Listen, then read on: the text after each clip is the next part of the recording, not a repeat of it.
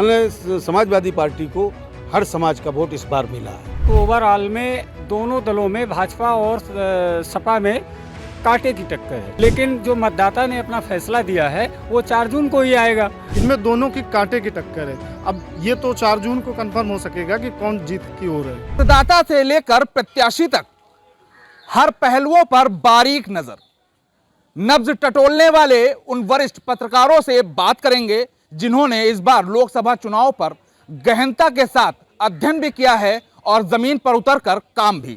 हमारे साथ तमाम वरिष्ठ पत्रकार हैं। आप तस्वीरें देख सकते हैं कि ये सभी प्रिंट मीडिया के पत्रकार हैं और इन्होंने कन्नौज लोकसभा को बड़ी ही बारीकी के साथ देखा है। घर घर, गांव गांव और पोलिंग बूथों पर पहुंचकर इन्होंने सियासी समीकरण को बड़ी ही करीब से देखा है। हम इन लोगों से बात करेंगे कि इस बार कन्नौज का समीकरण किस तरीके से ये देख रहे हैं। संतोष जी, ये बताइए कि इस बार कन्नौज का समीकरण कैसा लग रहा है? इंडिया गठबंधन ने जो ये संविधान बचाओ, लोकतंत्र खतरे में है, महंगाई आदि मुद्दों पर लेकर दलित वोट में जो संदेश दिया, उससे दलित वोट ज़्यादातर इंडिया गठबंधन को मिला। और हमारे सांसद, भाजपा सांसद सुब्रत पाठक का कुछ बड़बोलापन रहा, जिसके कारण कई बिरादरी, जैसे लोध बिरादरी में भी रोष रहा, उसका वोट इनको मिला। मतलब समाजवादी पार्टी को हर समाज का वोट इस बार मिला है, प्रतिशत बढ़ा है। और ये जो प्रतिशत बढ़ा है वो मेरा मानना है कि वो समाजवादी पार्टी को गया है। अच्छा, इस बार जैसे बात चल रही थी घर और गढ़ की, बीजेपी सांसद का कहना था कि हम अपने घर में चुनाव लड़ रहे हैं और सपा का भले ही गढ़ हो लेकिन हमारा घर है। तो क्या लग रहा है इस बार किसको जीतते हुए देख रहे हैं आप लोग? समाजवादी पार्टी के राष्ट्रीय अध्यक्ष हैं और वो प्रत्याशी हैं। उनके पिता, पत्नी, रिश्तेदार इस सीट में पूर्व जीतते रहे हैं। ये समाजवादियों का कन्नौज गढ़ रहा है, जिससे मैं ये कह सकता हूँ कि इस बार भी समाजवादी पार्टी चुनाव जीत रही है। अच्छा, वोट परसेंटेज की अगर हम आपसे बात करें तो वोट परसेंटेज इस बार कैसा रहा है? वोट परसेंट बढ़ा है। पिछले चुनाव के अपेक्षा 19 के अपेक्षा चुनाव वोट प्रतिशत बढ़ा है।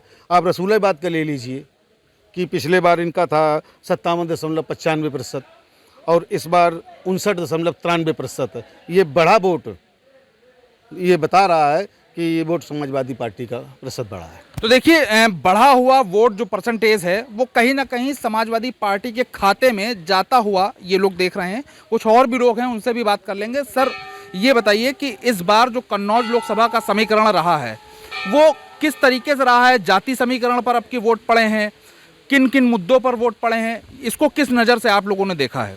देखिए, जाति समीकरण तो हम इसको नहीं कहेंगे कि यहाँ पर कांटे की टक्कर थी भाजपा और सपा में, तो हम जाति समीकरण की इसमें नहीं कहेंगे कि एक जात का ही वोट उसको मिल गया या इसको मिल गया। हाँ, दोनों में बहुत ही कड़ी टक्कर है।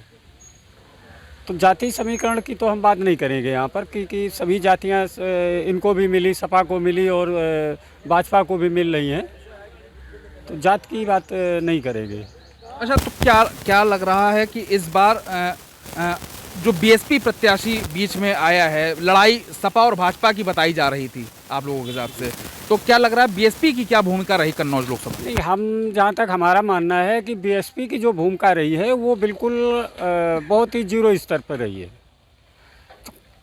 वो उतना जादू नहीं दिखा पाए बीएसपी जो पिछले चुनाव में जितना दिखा पाते थे। उनका वोट जो बैंक था वो छिन्न भिन्न हो गया। कहीं वो टूट करके कुछ सपा में चला गया तो कहीं टूट करके भाजपा में चला गया। वो अपनी स्थिति में स्वयं ही नहीं रह पाई बीएसपी। ओवरऑल क्या लग रहा है, किस तरीके? ओवरऑल का अगर बात की जाए तो ओवरऑल में दोनों दलों में भाजपा और सपा में कांटे की टक्कर है। किसी का पलड़ा भारी नजर आ रहा आपको? नहीं, ऐसे तो कुछ नहीं कहा जा सकता है कि जीत, वो भी बता रहे हैं कि हमारी जीत हो रही है, ये भी लोग कह रहे हैं कि हमारी जीत हो रही है, लेकिन जो मतदाता ने अपना फैसला दिया है वो 4 जून को ही आएगा। लेकिन ये तो क्लियर है कि दोनों में कांटे की टक्कर है। अच्छा, बीच में जैसे वोटिंग सुबह 7 बजे से शाम 6 बजे तक होती है, इस बीच में गर्मी का समय भी चल रहा है। 12 से 3 में वोटिंग कहीं ना कहीं लूज हो जाती है, धीमी गति से होने लगती है, तो इसमें जो नुकसान होता है वो किसको होता है? नहीं, इसमें देखिए जो भी नुकसान होता है ये जाहिर सी बात है कि इसमें अगर नुकसान होता है इस पीरियड में तो ये भाजपा को ही नुकसान होता है, क्योंकि लोग कम, भाजपा का जो मतदाता है वो घरों से कम निकलता है और वो हमेशा आराम ही देखता है। तो ये सबसे बड़ी एक फैक्टर ये भी रहा है कि अगर कहीं न कहीं अगर थोड़ा बहुत इस विषय में नुकसान हुआ है तो बीजेपी को ही सीधा नुकसान जाता है। तो देखिए जो मतदान थोड़ी सी धीमी गति हो जाती है 12 से 3 के बीच में, उस पीरियड में वो जो नुकसान होता है वो कहीं ना कहीं भारतीय जनता पार्टी को ये नुकसान आंक रहे हैं ये सभी लोग। कुछ और भी लोग हैं, उनसे बात करेंगे। सर ये बताइए कि इस बार लोकसभा चुनाव हुआ, कन्नौज वाकई में एक हॉट सीट है क्योंकि समाजवादी पार्टी से अखिलेश यादव थे और भारतीय जनता पार्टी से सुब्रत पाठक थे। किन किन कामों को देखकर इस बार जनता ने वोट किया है, क्या लगा आपको? देखिए, आपको बता दें, इस बार जनता ने जो यहाँ पर पिछले 5 वर्षों में जो साफ तौर पर जनता में दिखाई दिया कि पिछले 5 वर्षों में यहाँ पर कोई विकास कार्य खासा नहीं हुआ, जिससे जनता में नाराजगी देखी गई। जनता ज़्यादातर विकास के मुद्दों पर वोट करती दिखाई दी। धरातल पर सबसे बड़ा जनता का जो मतदाताओं का जो यहाँ पर रुझान देखा गया वो एक ये था, बेरोजगारी, महंगाई और जो किसान जो वर्ग है जो अन्ना मवेशियों से परेशान है, इसको लेकर भी मतदाताओं में रोष दिखा है। कहीं न कहीं मतदाताओं का ये भी कहना था कि सांसद जी ने जिन गाँवों को गोद लिया था उन गाँवों में जब विकास नहीं कराया 5 वर्षों में तो अन्य जगह पर क्या विकास कराएंगे। फिलहाल जो मतदाता यहाँ के जो थे कन्नौज लोकसभा के, उनका परिवर्तन की तरफ रुझान देखा गया धरातल पर। इस बार किसको देख रहे हैं कि कौन आगे बढ़ता हुआ नजर आ रहा है? हालांकि ये कहना अभी वो नहीं होगा, लेकिन यहाँ पर जो गठबंधन प्रत्याशी और जो बीजेपी प्रत्याशी हैं, इनमें दोनों की कांटे की टक्कर है। अब ये तो 4 जून को कंफर्म हो सकेगा कि कौन जीत की ओर है। तो देखिए अभी जो इनके जो कयास हैं वो कहीं ना कहीं अभी 50-50 पे नज़र आ रहे हैं, क्योंकि अखिलेश यादव और सुब्रत पाठक के बीच में जो लड़ाई है वो उसको ये लोग बैलेंसिंग मान रहे हैं। अभी कोई फाइनल डिसीजन नहीं दे पा रहे हैं। फिर एक बार हम चलेंगे। संतोष जी ये बताइए कि जैसे कि बैलेंसिंग की बात कर रहे हैं आपके साथी पत्रकार कि 50-50 की स्थिति है, आपको क्या लग रहा है? मैं इसको कतई नहीं मान रहा हूँ। महंगाई, बेरोजगारी और ये क्या नाम अन्ना जो जानवर, ये बहुत बड़ी समस्या रही और इस पर लोगों का ध्यान गया, जिससे इन लोगों का रुझान समाजवादी पार्टी की ओर गया। अच्छा, बड़ी बड़ी जनसभाएं हुई, पीएम से लेकर सीएम तक आए और विपक्ष की तरफ से बड़े बड़े दिग्गज भी मैदान में उतरे। क्या रैलियों का प्रभाव मतदाताओं पे पड़ता है क्या? रैलियों में तो ऐसा है, जग जाहिर है कि उसमें लोग ले जाए जाते हैं। तो ये बात तो फिर दोनों ही दोनों तरफ है। रैलियां इसका नहीं हो सकती हैं।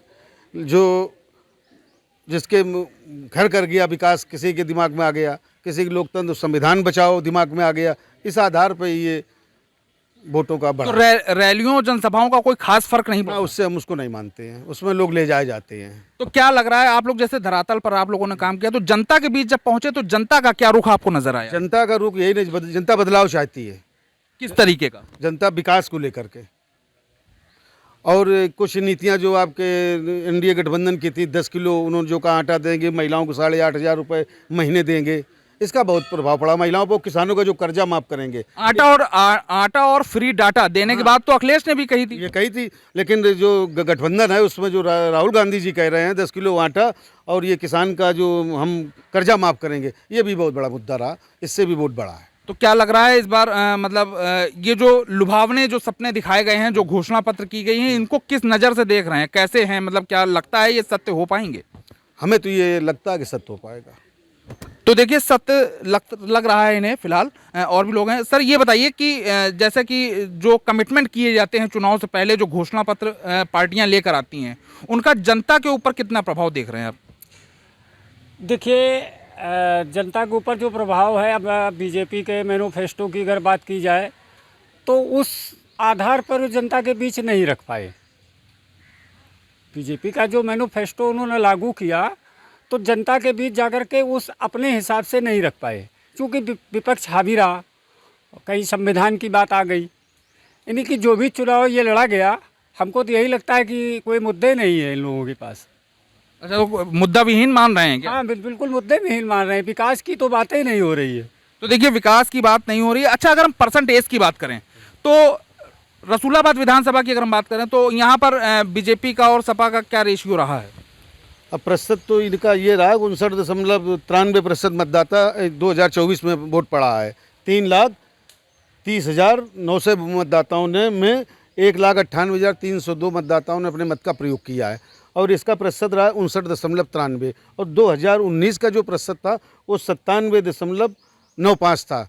तो ये जो बढ़ा हुआ प्रतिशत है, हम इसको ये मान रहे हैं कि समाजवादी पार्टी का ये प्रतिशत बढ़ा है। तो देखिए कहीं ना कहीं समाजवादी पार्टी का परसेंटेज बढ़ता हुआ भी बता रहे हैं। अच्छा ये बताइए, मुस्लिम जो मतदाता है कहते हैं ये सपा का है या कांग्रेस का है, तो क्या लग रहा है एससी कैंडिडेट ओबीसी कैंडिडेट पर भी पार्टियों की नज़र थी, तो आपकी जो एससी और ओबीसी कैंडिडेट हैं उनका रुझान किस पार्टी की तरफ रहा ज़्यादा? वैसे तो एससी और ओबीसी के जो मतदाता है उसने ही डिसाइड किया था पिछला चुनाव, लेकिन इस बार थोड़ा बहुत जो है उनमें बदलाव नज़र आया है। पिछली बार की अपेक्षा इस बार थोड़ा सा बदलाव नज़र आया। किस तरीके का बदलाव? अब जैसे संविधान बचाने की बात कर दी, अब कोई बात अगर कही जाएगी पब्लिक के बीच में तो कुछ लोग यकीन करने लगते हैं कि संविधान खतरे में है, या उन्हें ऐसा महसूस हुआ तो उन्होंने वोट जो है अदर में कर दिया। तो क्या लग रहा है संविधान बचाओ की स्थिति में क्या वोट एक तरफा चला गया है? नहीं, वन साइडेड तो नहीं गया है, लेकिन यह काफ़ी हद तक वोट चला गया है।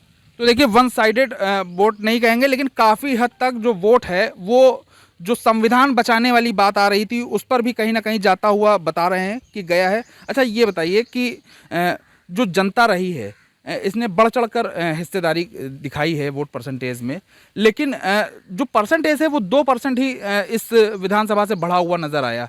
आखिर इसकी वजह क्या रही, सिर्फ 2% क्यों बढ़ा? दरअसल इसमें तो एक कारण ये भी रहा कि उमस भरी गर्मी भी थी, जैसे धूप में लोग कम निकलते हैं जिससे भी वोट परसेंटेज कम होता है। दूसरी चीज़ ये भी रही है कि जनता में उत्सुकता कम थी, क्योंकि विकास कार्य मुख्य मुद्दा थे जिससे जनता संतुष्ट नहीं थी। तो कहीं ना कहीं जब जनता में थोड़ा आक्रोश होता है तो वोट कुछ कई जगह पर चुनाव बहिष्कार भी हुए, यहाँ पर रसूलाबाद में हुए, वहाँ तिरवा में हुए, कई विधानसभाओं में बहिष्कार हुए। तो एक कारण ये भी रहा है वोट परसेंटेज कम होने का। अच्छा अब वोट परसेंटेज जैसे कम हुआ तो वोट परसेंटेज कम होने की तमाम वजह भी होती हैं। कौन कौन सी मुख्य वजह आपको नज़र आई कि वोट परसेंटेज कम हो गया, ये लोगों ने मतदान नहीं किया? जी, इसमें सबसे बड़ी वजह जो है वो विकास ही है, क्योंकि कई जगह जहाँ जहाँ बहिष्कार हुए वहाँ का मतदाताओं का एक ही कहना था कि कई जगह रोड नहीं बने इसलिए बहिष्कार हुआ, वहाँ मतदाताओं ने वोट नहीं किया।